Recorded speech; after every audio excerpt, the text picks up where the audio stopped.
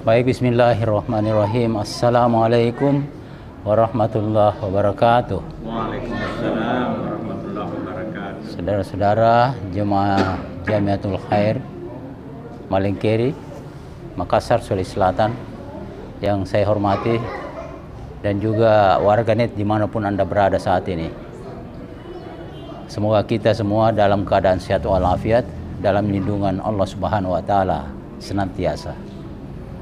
Kali ini kita kembali di kajian Al-Quran secara lepasia.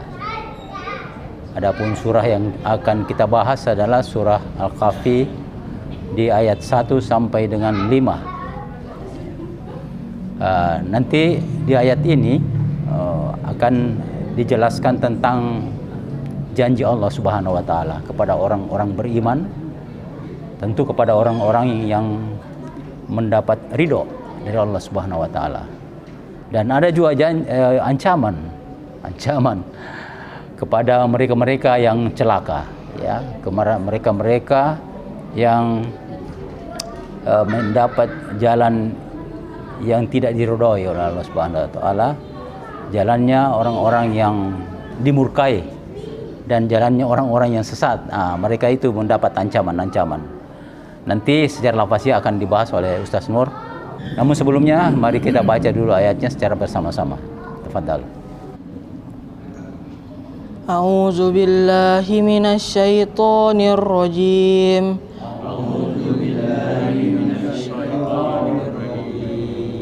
Bismillahirrahmanirrahim.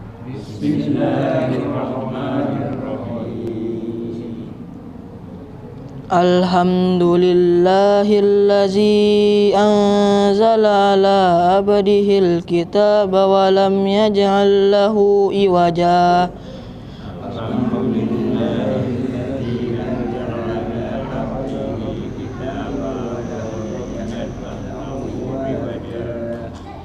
Qayyiman liyunzira ba'san shadidan min ladunhu wa yubashshiral mu'minina allazina ya'maluna as-solihati anna lahum ajran hasana.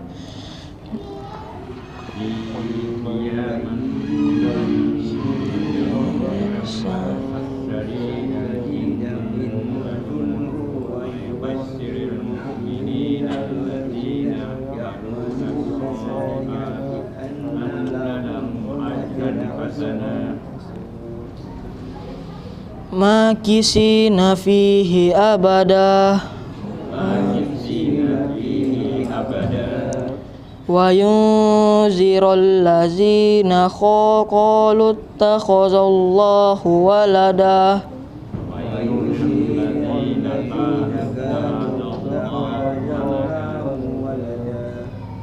ma lahum bihi min ilmin wala li abaihim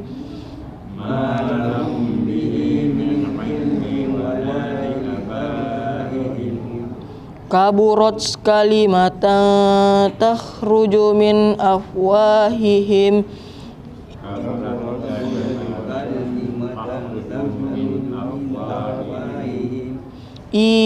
yaquluna illa kaziba.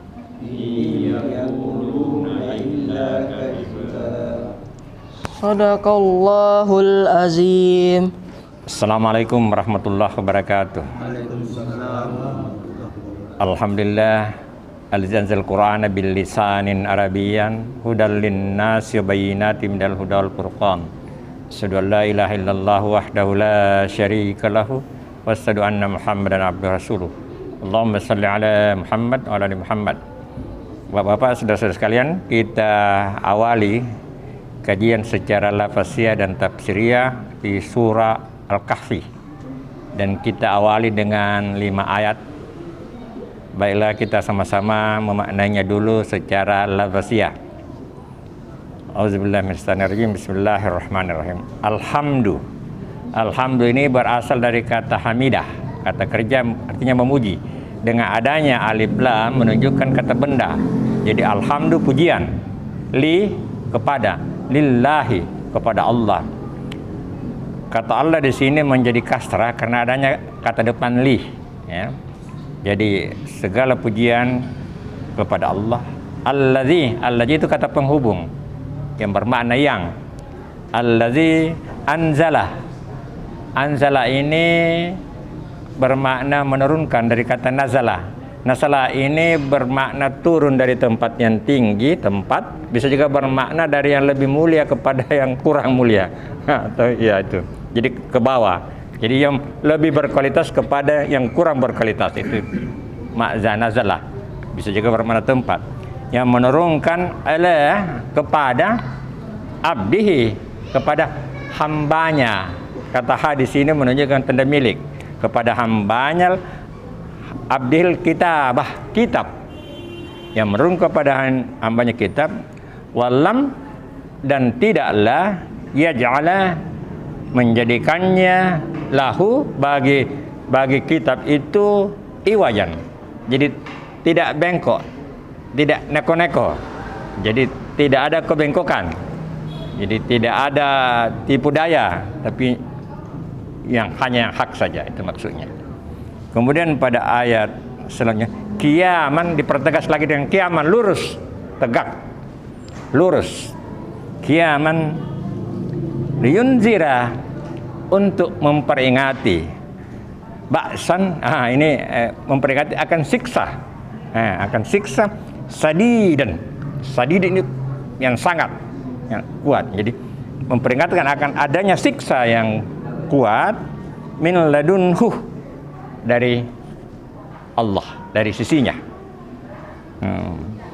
Wa yubassira, kemudian yubassira, dan kabar gembira.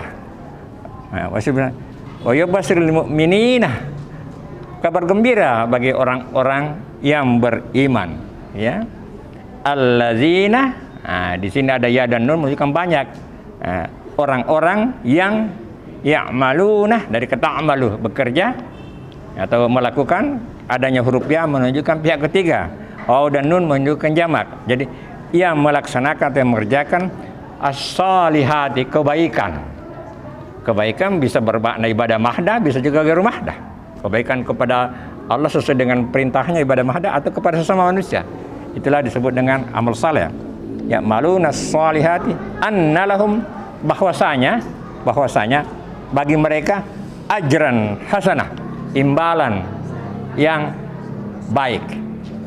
Jadi yang beriman, Allah menjanjikan imbalan yang baik. Sedangkan tadi itu ada ancaman bagi orang yang mengingkari atau tidak beriman. Maka sina di sini masih berlanjut dari yang tadi itu. Mereka itu tinggal atau tetap fihi, di dalamnya, di dalam surga, di dalam kenikmatan, abadan, ya, selama-lamanya. Abadan, selama-lamanya. Kemudian wayun zira, dan memberi peringatan ladina, orang-orang yang qalu. Jadi ini juga peringatan, ya. Ini ada ancaman ini bagi orang-orang yang berkata qalu tahazallahu waladan, Allah punya anak. ini Allah punya anak. Ini dia berikan peringatan. Malahum bihi min ilmin, tidak ada ilmu bagi mereka. Artinya itu pendapatnya sendiri, bukan bersumber dari yang hak. Malahum, tidak ada bagi mereka itu ilmu tentang itu. Wala, dan juga tidak li abaihim, bapak-bapaknya, nenek-nenek moyangnya. Tidak ada dasarnya itu pendapat mereka bahwa Allah itu punya anak. Itu. Kaburat, sungguh besar, kaburat kelimatan. Sungguh berat, kaburat kalimatan. Sungguh berat perkataan itu. Itu berisiko perkataan itu, ya. Takhruju, yang keluar, min afwaihim, yang keluar dari mulutnya. Jadi hati-hati sesuatu yang kita ajarkan yang tidak punya dasar, tidak punya sumber, ya. Ini yang in yaquluna tidak lain apa yang dikatakan mereka itu illah, melainkan dusta, bohong saja. Ini. Jadi yang mengakui bahwa Allah itu punya anak atau punya syarikat, itu adalah suatu dosa besar, ya, yang tidak punya sumber yang hak. Itulah makna secara lafaziah, dan kita bisa kembangkan pemahaman kita dengan kita berdiskusi pemaknaan tafsiriyah. Akhirul kalam, wa barakallahu fikum, wassalamualaikum warahmatullahi wabarakatuh.